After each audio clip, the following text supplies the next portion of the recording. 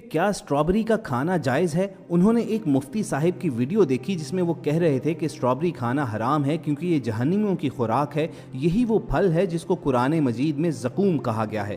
چنانچہ ہم نے اس سوال کے بارے میں ریسرچ کرنی شروع کی، مختلف کتابوں کا مطالعہ کیا، مفتیان کرام کے آرٹیکلز پڑھے، اور آج ہماری ویڈیو اسی سوال پر بیس کرتی ہے۔ تفصیلی جواب آپ تک پہنچایا جائے گا۔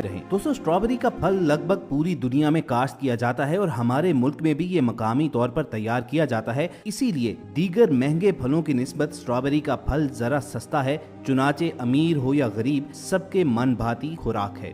پیارے بھائی اور میری بہنوں، سٹرابری کھانے کو گناہ کیوں کہا جاتا ہے؟ سب سے پہلے اس کی وجہ کو سمجھنے کی ضرورت ہے۔ اس وجہ کو غور سے توجہ کے ساتھ سمجھنے کی کوشش کریں۔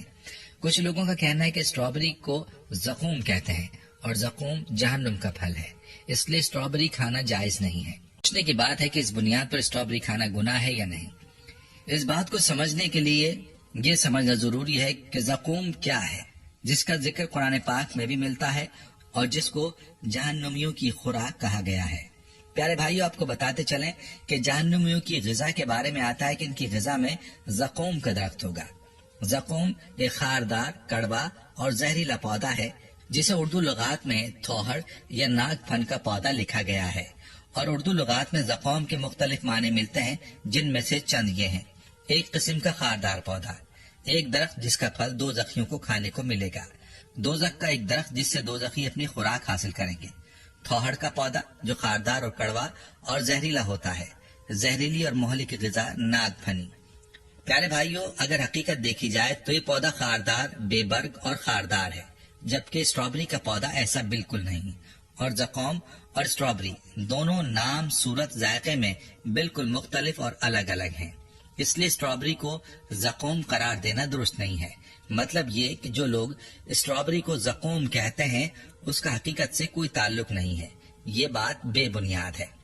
تو سٹرابری جو کہ میٹھا اور مزیدار پھل ہے، اس کی کوئی دلیل نہیں ہے کہ یہ سٹرابری کھانا حرام ہے کیونکہ یہ جہنمیوں کی خوراک ہے، یہی وہ پھل ہے جس کو قرآن مجید میں دیگر مہنگے پھلوں کی نسبت سٹرابری کا پھل ذرا سستا ہے، چنانچہ امیر ہو یا غریب سب کے من بھاتی خوراک ہے۔ سزا کی جگہ اور سزا کی جگہ میں سٹرابری جیسے میٹھے اور لذیذ پھل کا تصور کیسے کیا جا سکتا ہے؟